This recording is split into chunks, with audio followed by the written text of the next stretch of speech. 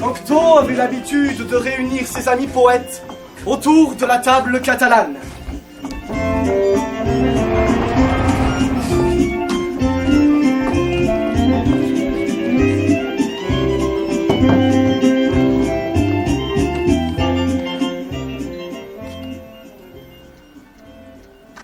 J'ai trop aimé. J'ai trop souffert et n'en peux plus respirer l'air.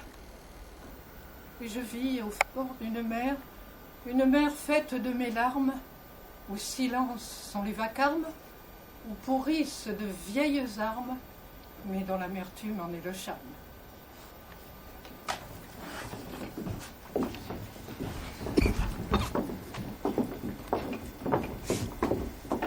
Cocteau, toujours, reprend le chemin de la Grèce. La Grèce, où le marbre et la mer frissaient comme un mouton, où les serpents noués décoraient le bâton, où des cruels oiseaux posaient de devinettes. Les navires étaient hérissés de houlettes. De quoi? De petites vagues, de houlettes. Où le berger suivait les aigles libertins. Où l'inceste sans cœur montait sur des patins. Persécuter les rois, les reines de théâtre, Avec ses cris de folle. Avec des yeux de plâtre. Voilà, si je ne m'abuse, le style grec.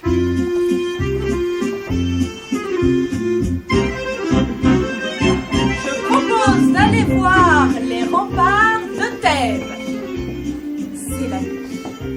J'aperçois déjà la reine Jocaste. Et le vieux Tirésias. Oui. Il me faut 2 soldats. et moi, Non, regarde, il y en a déjà 2. Et moi je fais quoi? Le spectre. Je débarrasse.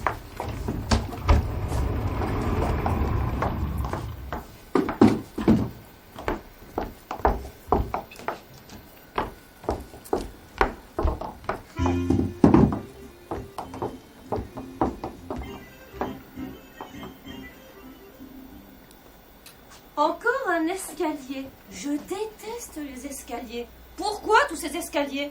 On n'y voit rien. Où sommes-nous? Mais madame, vous savez ce que je pense de cette escapade et que ce n'est pas moi. Oh, taisez-vous, Zizi. Vous n'ouvrez la bouche que pour dire des sottises. Voilà bien le moment sur la morale. Il fallait prendre un autre guide. Je suis presque aveugle. Voilà bien la peine d'être devin. Je vais me casser une jambe. Ce sera votre faute, Zizi. Votre faute, comme toujours. Les yeux de chair s'éteignent au bénéfice d'un œil intérieur. D'un œil qui rend d'autres services que de compter les marches des escaliers. Le voilà vexé avec son œil. Là, là, on vous aime, Zizi. Mais ces escaliers me rendent folle. Il fallait venir, Zizi. Il le fallait. Madame, Ne soyez pas têtu. Je savais pas qu'il y avait ces maudites marches. Je vais monter à reculons. Vous me retiendrez. N'ayez pas peur. Je vais vous rassurer. Prenez-moi les mains. Si je regardais les marches, je tomberais. Prenez-moi les mains en route. Là. Là. Là. 4, 5, 6, 7. Ah! qu'avez-vous? Zizi, vous marchez sur mon écharpe. Pardonnez-moi. Oh, encore il se vexe. Mais ce n'est pas contre toi que j'en ai. C'est contre cette écharpe. Je suis entourée d'objets qui me détestent. Tout le jour, cette écharpe m'étrangle. Une fois, elle s'accroche aux branches. Une autre fois, c'est au moyeu d'un char où elle s'enroule. Une autre fois, tu marches dessus. C'est un fait exprès. Mais je n'ose m'en séparer. Je n'ose m'en séparer. C'est affreux. C'est affreux. Elle me tuera. On vient, madame. Écoute, Zizi, je suis sortie avec tous mes bijoux. N'ayez crainte. Sur le chemin de ronde, on ne rencontre pas de rôdeurs. C'est certainement une patrouille. Peut-être le soldat que je cherche? Ne bougez pas, nous allons le savoir. Attention, quelqu'un vient. D'où sortent-ils? Qui va là? Une pareille visite, en ce lieu. Que puis-je faire pour votre seigneurie? Sa Majesté! Madame? Alors, tu as vu un fantôme? Oui, Majesté. Le fantôme du roi Laïus? Oui, Majesté. Le roi nous a dit qu'il était le roi. Comment était-il? Comment le voyez-vous? Dans le mur, votre majesté. C'est comme qui dirait une espèce de statue transparente. On y voit surtout la barbe et le trou noir de la bouche qui parle. Et une tache rouge sur la tempe. Une tache rouge vif. C'est du sang. Tiens, on n'y avait pas pensé. Jocaste, Tiresias, ne me voyez-vous pas? Ne m'entendez-vous pas? C'est là, là dans le mur. Jocaste, Jocaste. Il me semble entendre mon nom. Vous n'avez rien entendu? Et maintenant, la grande scène. La célèbre scène quand Oedipe rencontre le Sphinx. Qui fait? Et c'est moi? Non, plutôt toi. D'accord. Et Anubis? Et c'est moi? Non, ça fera l'affaire. Et le Sphinx? Et moi? Mais non, il faut une jeune fille. Tiens, plutôt toi.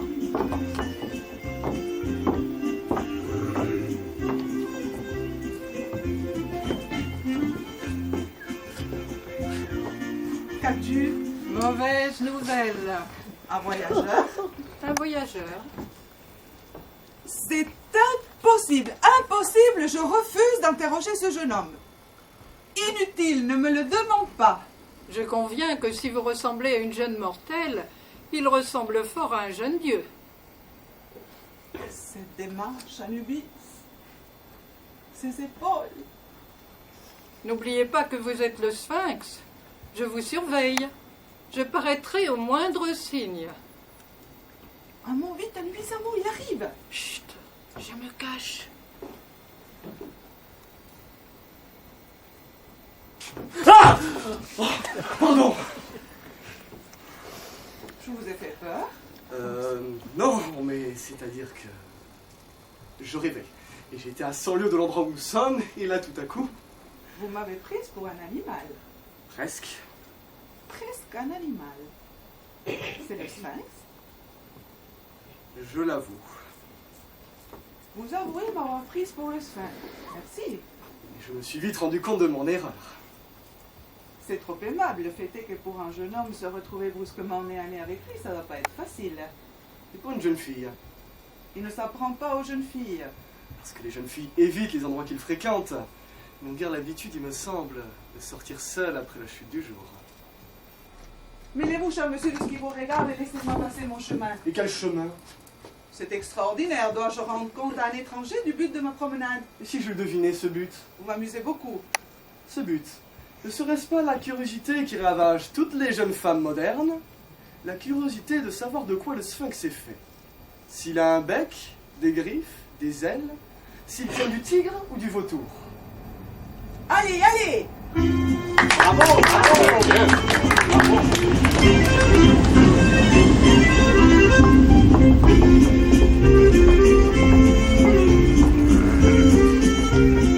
Et si on faisait la nuit de noces? Ah oui, bien sûr. Si je puis me permettre, Oedipe, il est censé être mon fils, non? C'est pas grave.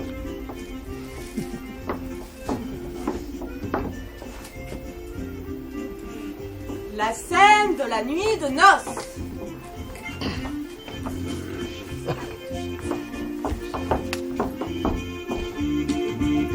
J'installe.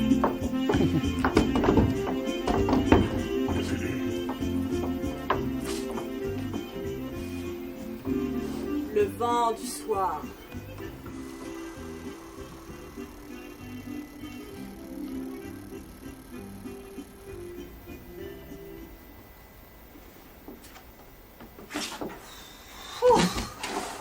Je suis morte.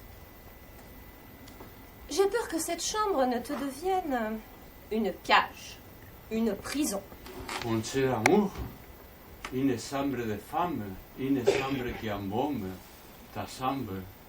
Après ces journées irritantes, après ces cortèges, ces cérémoniales, cette foule qui continuait à nous acclamer sous nos fenêtres. Pas à nous acclamer, à t'acclamer, toi. C'est pareil. Non, il faut être véridique. Petit vainqueur. Il me déteste. Mes robes les agacent. Mon accent les agace. Mon noir aux yeux les agace. Mon rouge à lèvres les agace. Ma vivacité les agace. Créons les agaces. Créons les secs, les durs, les inhumains. Je releverai ton prestige. Ah, Jocaste, quel beau programme. Il était temps que tu viennes. Je n'en peux plus. Ta chambre est une prison. Ta chambre est notre lit. Je dis que c'est lui. Oui, le chien qui refuse le chien. Édipe. Édipe. Hein? Tu t'endormais?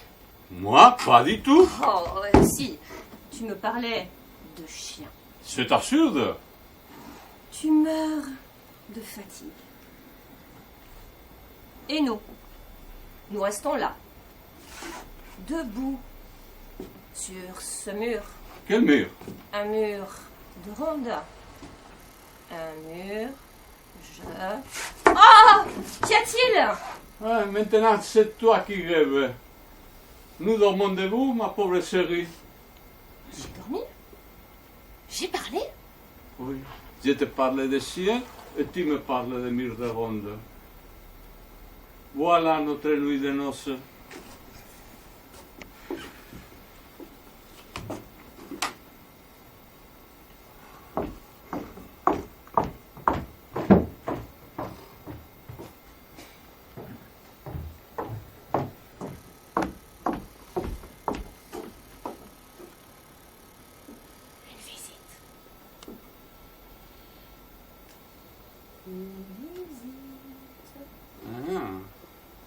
Une visite de pure forme. Dans cette chambre? Dans cette chambre. Et de qui cette visite? Ne te fâche pas. De Tiresias. De Tiresias? Je refuse. Oh, écoute. Ah, c'est le comble. Tiresias dans le rôle de la famille qui déroule le dernier conseil. Laissez-moi rire et refuser la visite de Tiresias. Mon petit fou, je te le demande. C'est une vieille coutume de Thèbes que le grand prêtre consacre en quelque sorte l'union des souverains. Et puis, Tiresias est notre vieil oncle, notre chien de garde. Je l'aime beaucoup, Édipe.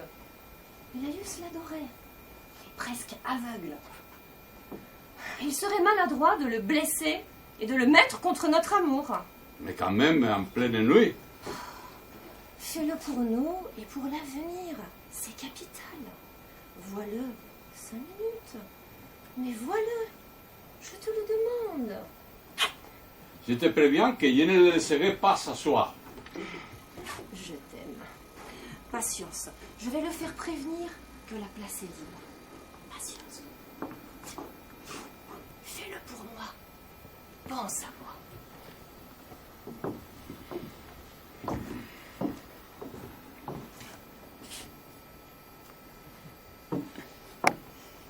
Je vous écoute. Halte là, monseigneur. Qui vous a dit que je vous réservais un sermon? Personne, Tiresias, personne. Simplement, je suppose qu'il ne vous sera pas agréable de jouer les troubles fêtes. Sans doute, attendez-vous que je fasse écouter vos conseils. Je m'inclinerai, vous m'unirez, nous ferons l'accolade. Et comme ça, notre fatigue y tiendra son compte en même temps que le sissage. Et j'y ai deviné juste? Peut-être est-il exact qu'il y ait à la base de cette démarche une sorte de coutume Mais il faudrait pour cela un mariage royal avec tout ce qu'il comporte de dynastique, de mécanique et l'avouerage de fastidieux. Non, monseigneur. Les événements imprévisibles nous mettent en face de problèmes et de devoirs nouveaux. Et vous conviendrez que votre sacre, que votre mariage se présente sous une forme difficile à classer, impropre à ranger dans un code. On ne saurait dire avec plus de grâce que je tombe sur la tête de Thèbes comme une étoile tombe d'un toit. Monseigneur, Apprenez, Tigesias, qu'il faut se déclasser. Tout ce qui se classe empeste la mort. Il faut sortir du rang. C'est le signe de chef d'œuvre et d'héros. Voilà, un déclassé. Ce qui étonne et ce qui règne. soit. Admettez alors qu'en assumant un rôle qui déborde le protocole, je me déclasse à mon tour. Au but, Tigesias, au but. J'irai donc au but et je parlerai en toute franchise. Monseigneur, les présages vous sont funestes, très funestes. Je devais vous mettre en garde. Parbleu, je m'y attendais, le contraire m'y étonnait. C'est pas la première fois que les oracles s'acharnent sur moi et que mon audace les déjoue. Croyez-vous qu'on puisse les déjouer? J'en suis la preuve.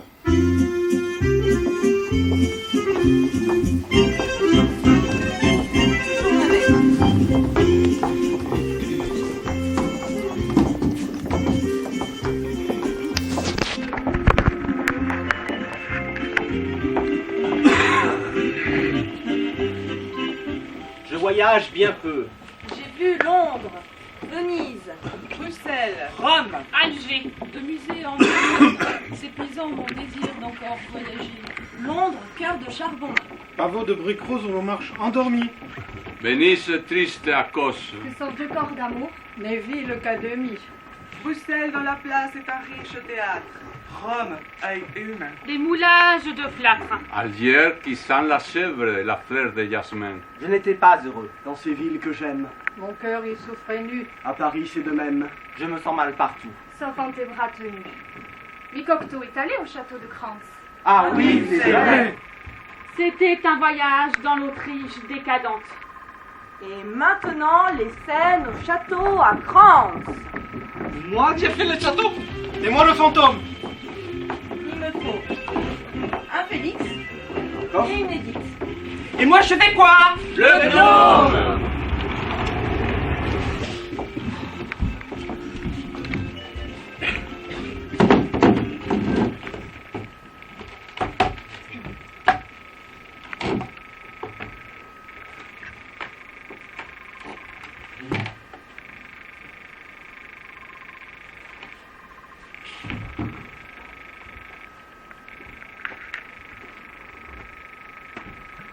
Tiens, créature immonde, frotte le canon et que ça brille.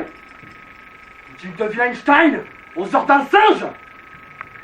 La reine tolère cela. La reine encourage. Et la reine se montre sa figure. Il est vrai qu'elle a montré un singe, mais t'imagines pas que c'est un privilège. C'est l'expression parfaite de son dégoût. Vous parlez tout seul. Non, je profite que Tony ne m'entende pas pour lui dire quelques gentillesses. Méfiez-vous, Félix. Il entend d'après le mouvement des lèvres. Je m'arrange pour qu'il ne puisse pas me voir. Il est capable d'entendre avec sa peau. Et qui m'entend après tout, peu importe. La reine exige qu'on le respecte. Je le respecte, Edith. Je le respecte. Tenez.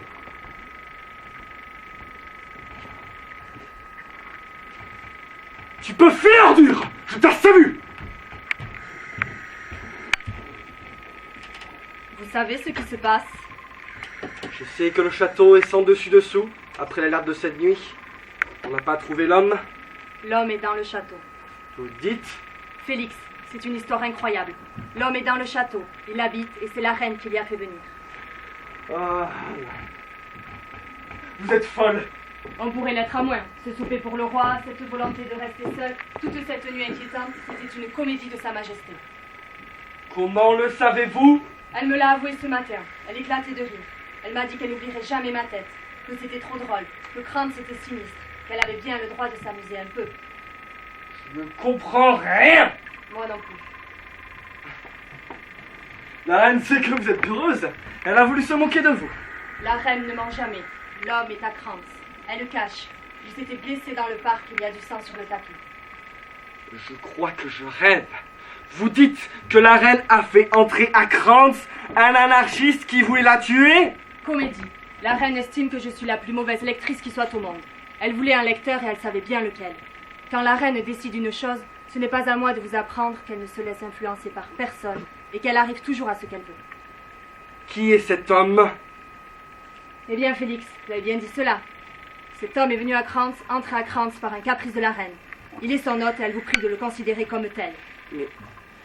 Mais qui? Je vous ménage plusieurs surprises.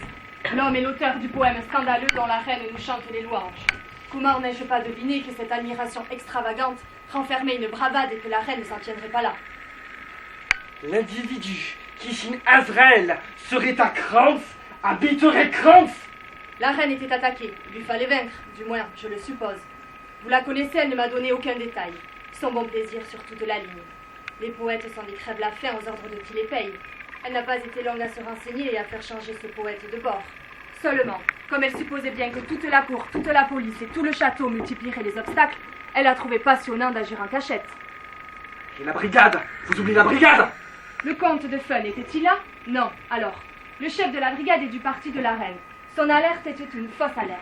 On criait, on tirait, mais on avait hors de but. Une fois au château, votre gracieux Tony n'avait plus qu'à prendre l'individu par la main et à le conduire auprès de sa majesté. Le temps de prévenir l'archiduchesse et qu'elle intervienne, il peut arriver n'importe quoi. Le principal est de ne pas perdre la tête. Vous ne la perdriez que trop vite. Je vous conseille la plus grande prudence.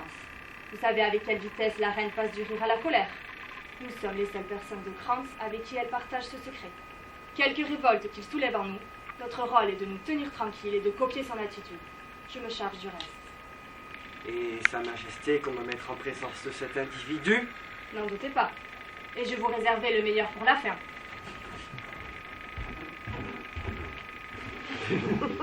Cet individu est le sosie du roi.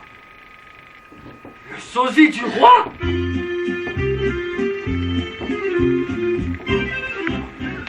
Dans le cœur que quelqu'un a mis, j'ai su repartir un refuge sous sa robe rouge de joue. Le monde m'a battu. As, double ma naissance, remouler mon âme à ma chair et vite des chairs. Le crime de innocence. Il est temps de jouer la scène avec la reine blanche. Et je suis la reine.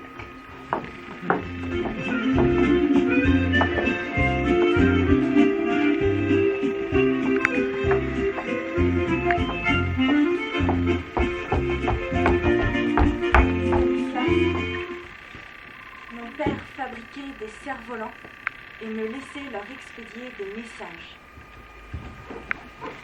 Il troue un papier et glisse jusqu'au cerf-volant le long du fil. J'embrassais ce papier et je lui disais « Trouve au ciel celui que j'aime !» Je n'aimais personne. C'était toi. Tes cerfs-volants étaient des princes. Il l'était peut-être pour mon père et pour ma mère, mais il ne l'était pas pour moi. Il ne faut pas m'en vouloir. Je couve encore de la révolte. Je la dirigerai contre ceux qui te veulent du mal. T'en vouloir, Stanislas?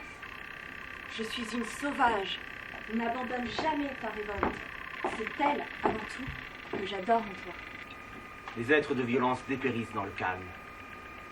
J'aurais dû te tuer dans ta chambre la première nuit et me tuer ensuite. Voilà sans doute une façon définitive de faire l'amour.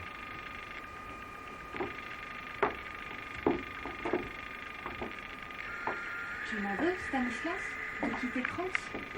C'est moi qui t'ai supplié de partir. Ce n'était pas pareil. Tu m'en veux maintenant de quitter Krantz? Si tu restais à Krantz, c'est moi qui le quitterais. Si je quittais Krantz pour toi, pour vivre auprès de toi, si pour toi je renonçais à reprendre le pouvoir, tu quitterais Krantz? Tu me quitterais? Tout ce qui retombe est affreux. Ce sont tes propres termes. Je n'ai pas été long à comprendre ce qu'étaient les intrigues de cour, les pièges du protocole et de l'étiquette. Derrière ton dos, cet esprit abominable empoisonne tes résidences. Nous y serions vite un spectacle. Sauvons-nous à toutes jambes, ma reine. Sauvons-nous à toutes jambes. Toi d'un côté, moi de l'autre, et rencontre-nous en cachette, comme des voleurs. Depuis ce matin, j'ai la tête traversée par toutes les folies des femmes. Et moi, par toutes les folies des hommes. Je serai demain dans ma capitale. J'y tenterai un coup de force. Dieu m'aide et qu'il réussisse. Je le tenterai par toi et pour toi. Tu connais mon pavillon de chasse? Il sera notre poste. Tu y attendras des nouvelles. J'y enverrai Wilhelmstein. Dans 15 jours, je monterai à Kranz. Si je monte à Volmar, je te préviendrai. Oui, mon amour. N'écoute personne d'autre, sous aucun prétexte. J'y enverrai Wilhelmstein. Oui, mon amour. Avant-hier, la tâche m'aurait semblé répugnante et au-dessus de mes forces. Aujourd'hui, elle m'amuse et rien ne m'en écartera plus. C'est ton œuvre. Oui, mon amour. Sacrement reine, Stanislas. Oui, mon amour.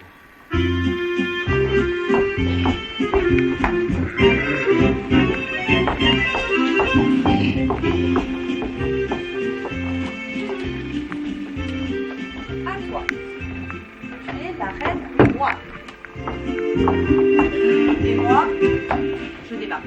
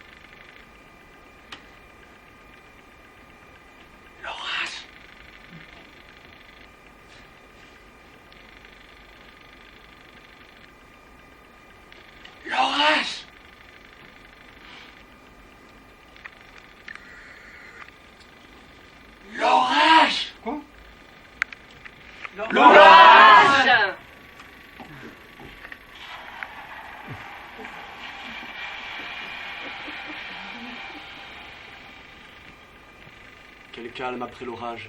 Il tombe avec un silence extraordinaire. On n'entend même pas les cloches des troupeaux. D'ici, on n'entend rien. On se croirait séparés du monde. Et je n'aimais pas ce calme. Il me plaît. Vous ne voulez pas que je demande un candélabre? Restez où vous êtes. Je ne veux rien.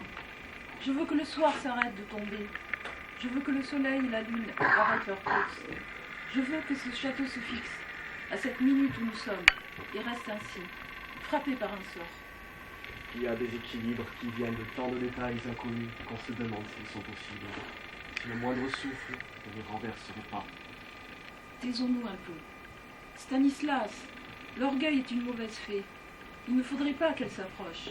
Il ne faudrait pas qu'elle touche cette minute avec sa baguette. Qu'elle la change en statue. L'orgueil? C'est une femme qui vous parle, Stanislas. Comprenez-vous? Mon Dieu, faites que je comprenne. Nous sommes sur une épave en pleine mer. Le sort, les hasards, les vagues, la tempête nous ont précipités l'un contre l'autre sur cette épave qui est la bibliothèque de Kranz et qui flotte à la dérive sur l'éternité. Nous sommes seuls au monde, à la pointe de l'insoluble, à la limite de l'extrême où je croyais respirer à l'aise et que je ne soupçonnais pas.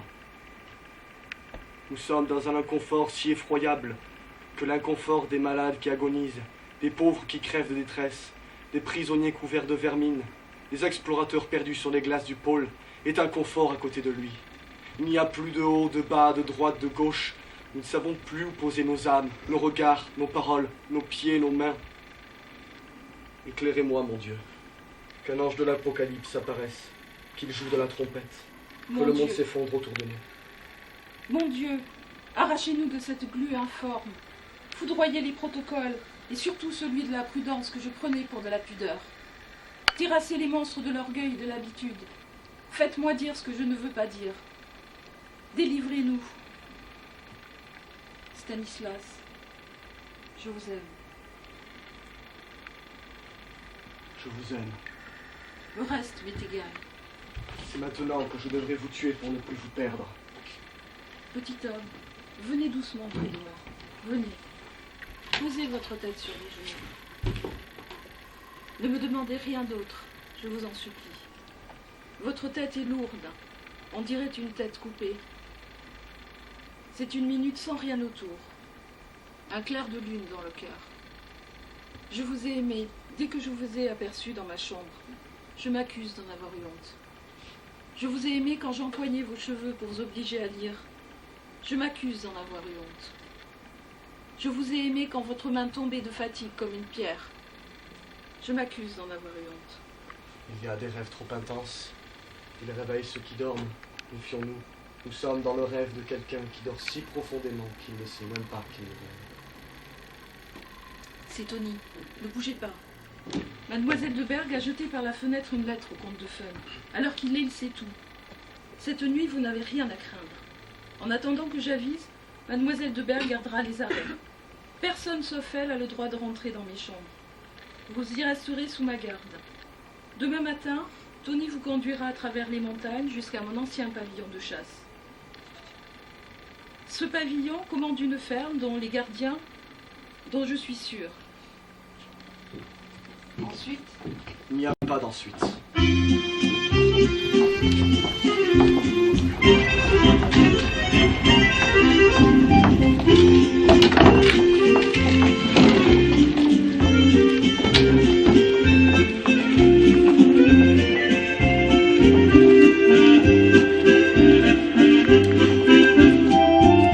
Revenons autour de la table catalane. Cocteau et ses amis improvisaient des poèmes, des musiques, du théâtre, surtout des poèmes.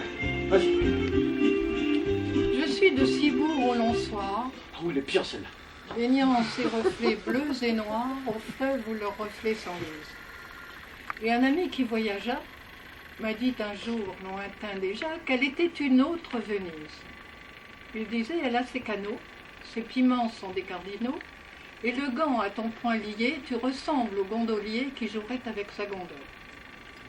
Je n'y suis plus, mais je suis sûre que c'est d'elle, au lieu de ce mur, dont paraît le visage unique, comme celui de Jésus-Christ s'était si tendrement inscrit sur le voile de Véronique.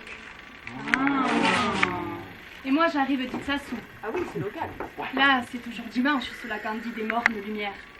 J'ai laissé quand je suis partie le clocher, le mur tout petit et le tout petit cimetière. J'écoutais un coq enroué, je rêvais au nom d'Aroué, j'espérais sa chance et sa gloire. Et dans la source au goût herbeux, où plonge le mufle des bœufs, je puisais du ciel pour en boire. Chez nous, le plus humble canton a son village et son fronton couronnés d'un svelte grillage. Pour qu'on marche bien, rien ne vaut à chaque village nouveau de croire que c'est ¡Son village! Tus manos en las sábanas eran mis hojas muertas. Mi otoño amaba tu verano. El viento del olvido hacía sonar las puertas de los lugares en que estuvimos. Te dejaba mentir tu sueño egoísta. Tú creías estar donde estás. Qué triste es estar siempre donde no se está.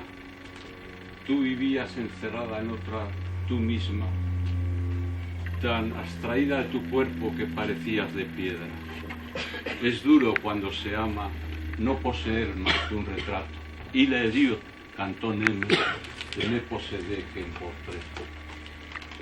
C'est Noël. C'est le plus merveilleux Noël de toute ma vie. Dans mes souliers, il y a ton cœur, ton corps et ton âme. La joie de vivre et travailler ensemble. Un objet serait un cadeau utile, que je retrouve, du superflu. D'ailleurs, je ne regarderai que les mains qui le donnent. Je ne dirai jamais assez merci. Merci pour ton génie créateur. Merci pour ton amour. Gracias por tu genio creador. Gracias por tu amor. Waouh. Une musique. Il nous faut une musique.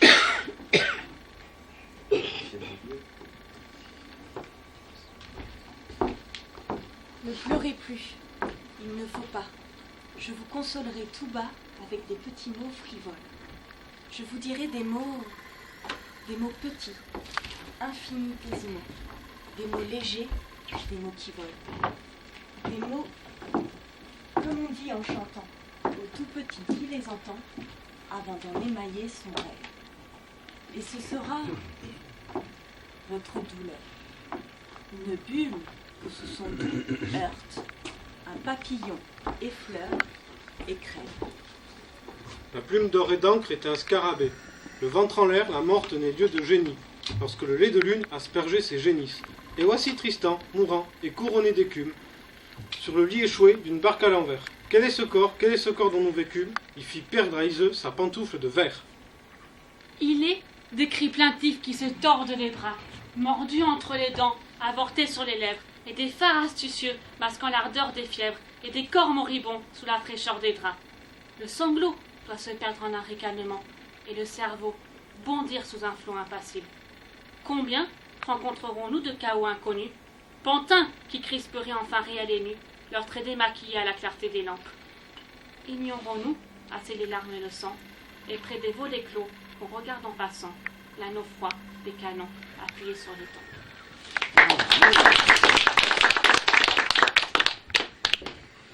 C'est ainsi que naquit l'amour qui nous sépare, qui nous enroule autour de cèpe.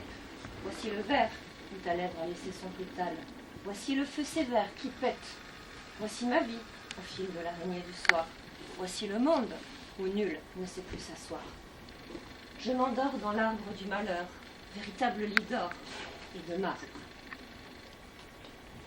J'en ai une. Muse, Ariane, archer divin, c'est trop cher payer cet échange d'un vieux vin contre un jeune vin.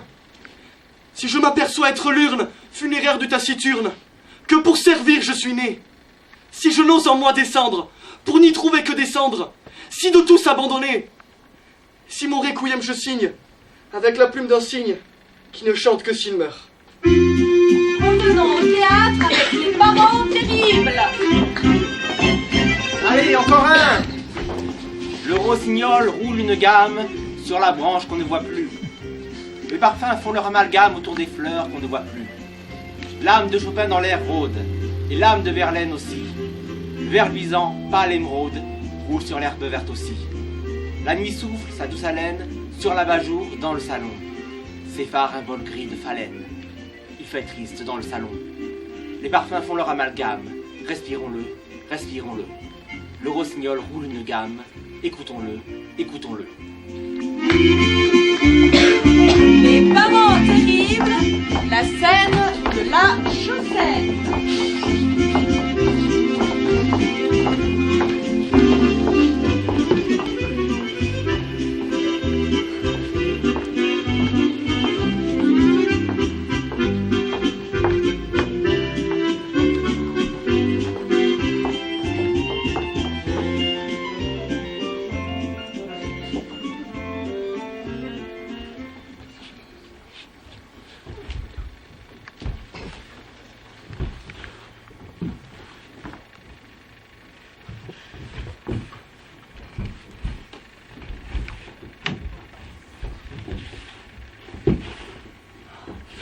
Regarde où je trouve ma chaussette! Pourtant, je suis sûr de l'avoir retirée dans la salle de bain. Tu les as retirés dans le salon. Le salon, chez nous, tu n'imaginerais même pas un salon. Les drames ont lieu dans la chambre de Sophie, chambre du crime. Quand les disputes deviennent sérieuses, les voisins de Tante Léo tapent contre le mur. On fait pouce. Et les armistices, les traités de paix, les silences orageux se déroulent dans une espèce de salle à manger fantôme, de salle d'attente, de pièces vides où la femme de ménage revisse une table très laide, très lourde et très incommode. Et ton père supporte. Oh papa, lui, il croit qu'il invente des merveilles. En réalité, il perfectionne le fusil sous-marin. Il cherche le fusil à balles. Je plaisante pas. Les classiques de papa, c'est Jules Verne. Et ta mère? Quand j'étais petit, je voulais épouser maman. Papa me disait, tu es trop jeune. Et je répondais, j'attendrai d'avoir 10 ans de plus qu'elle. Mon amour, excuse-moi de te rebattre les oreilles avec la famille. Tu comprends, je ne voulais pas parler d'eux avant d'avouer tout. Je te cachais là-bas, alors ici j'étais gêné, emprunté. Et comme je suis très bête, je préférais ne pas parler d'eux. Je me rattrape.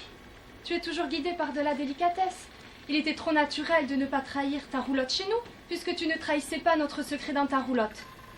Sophie a été admirable, et papa, tante Léo, tous. La scène a commencé par un drame. Un drame? Maman voulait appeler la police, me faire arrêter. La police? Pourquoi? Ça, c'est le style de maman, le style de la chambre de maman. C'est Incroyable. À qui la faute, Michel? À moi. À toi. Je n'ai pas pu résister.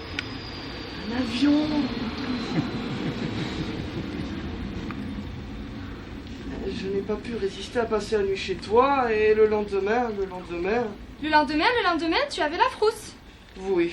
Je t'ai dit 20 fois de téléphoner. Reine des gaffeuses, ne dites pas cela devant Sophie. Je te conseille de parler, tu gaffes comme tu respires. Exact. Et c'est encore ce que j'aime, mon stupide, tu n'es pas menteur. C'est trop compliqué.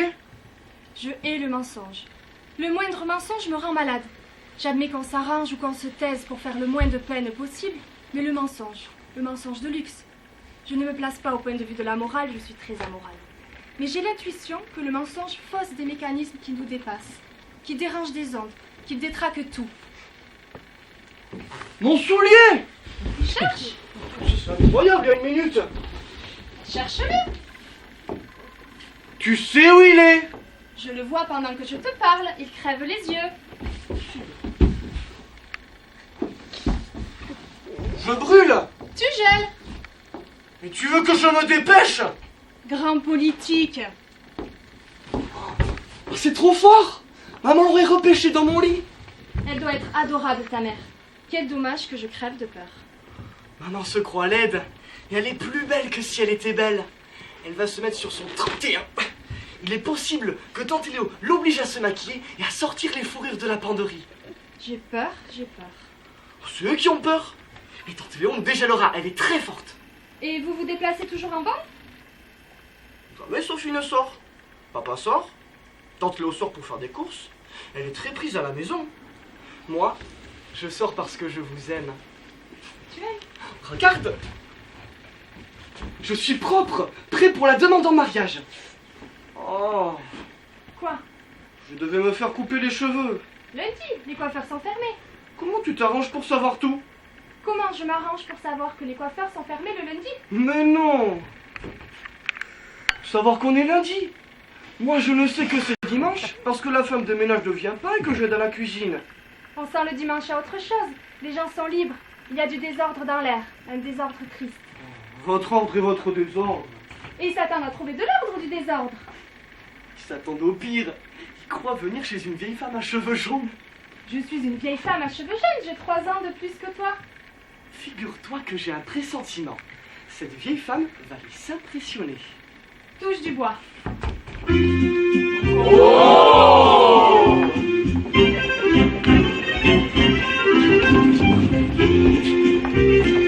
Allez, un morceau de La Belle et la Bête.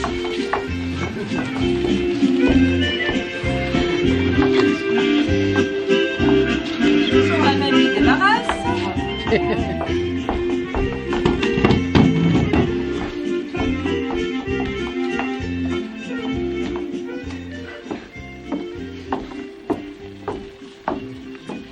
Où est la bête? La bête n'est plus. Évidemment. C'était moi, Belle. Oh. Les parents ne croyaient pas aux fées. Elles les ont punies en ma personne. Je ne pouvais être sauvé que par un regard d'amour. Mais comment ce prodige est-il possible? Nous en sommes la preuve. L'amour peut faire qu'un homme devienne bête. L'amour aussi peut faire qu'un homme laid devienne beau. Ça alors? Mais qu'avez-vous, Belle? On dirait que vous regrettez ma laideur. Non, c'est pas ça, mais vous ressemblez à quelqu'un que j'ai connu. Mais qui donc? Un ami de mon frère. Vous l'aimiez? Oui. Le savait-il? Ah non. Vous aimiez la bête. La bête, oui. Vous êtes une drôle de petite fille, Belle. Une drôle de petite fille. Vous savez, monseigneur. Il vous déplaît que je ressemble à cet ami de votre frère? Non. La première fois que je vous ai porté dans les bras, j'étais la reine. Vous êtes heureuse? Il faudra que je m'habitue. Et où allons-nous? Dans mon palais. Vous serez une grande reine. Vous y retrouverez votre père. Et vos sœurs porteront la traîne de votre robe. Est-ce que c'est loin? Nous y volerons dans les airs. Vous n'aurez pas peur. Oh, mais j'aime avoir peur avec vous.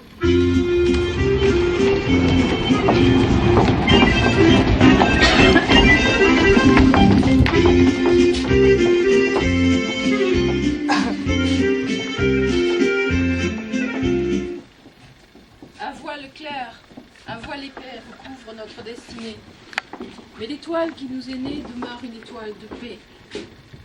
Peuvent-ils nous mentir, les astres? Ou se trompent-ils de 100 ans?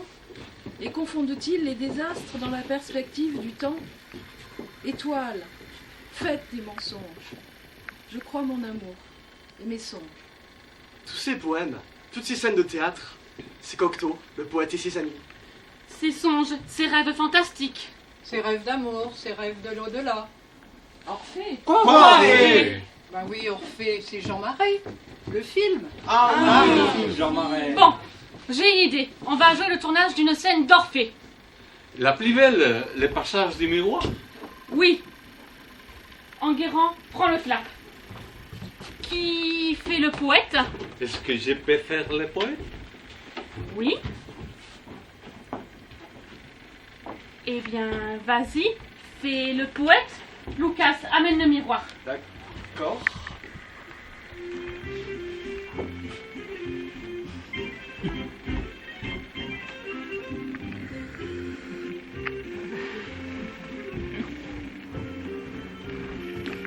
Bien. Tu fais le poète, visage vers le public. Bien. Tu marches vers le miroir pour le traverser.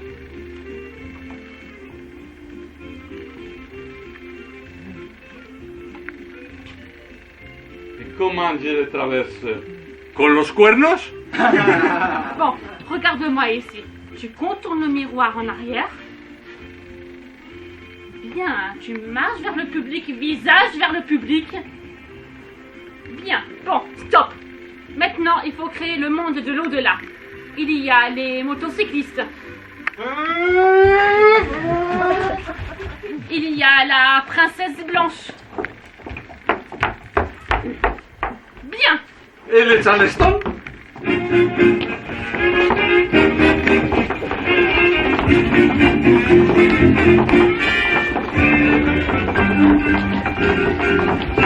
Les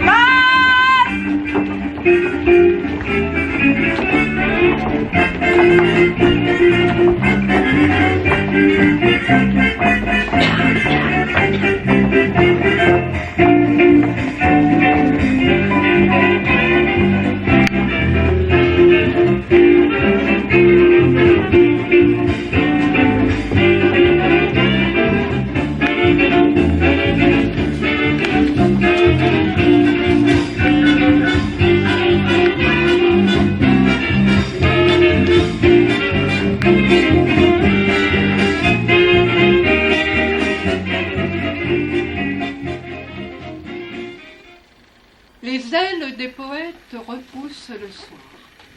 C'est un moment extrêmement propice. C'est très doux. On sent quelque chose d'extraordinaire, une force venant on ne sait d'où. Écoutez cette voix du silence. Ne laissez pas passer cet instant précieux. Votre nuit invente son premier chant. Le ciel a ses étoiles, la terre a ses bordels. Quel poème effrayant nous pose la grande ours. C'est la lyre, c'est la lyre, c'est la lyre des matins, qui ne sait pas encore lire, pas lire encore son destin. Que nous veut le soleil autour de notre course?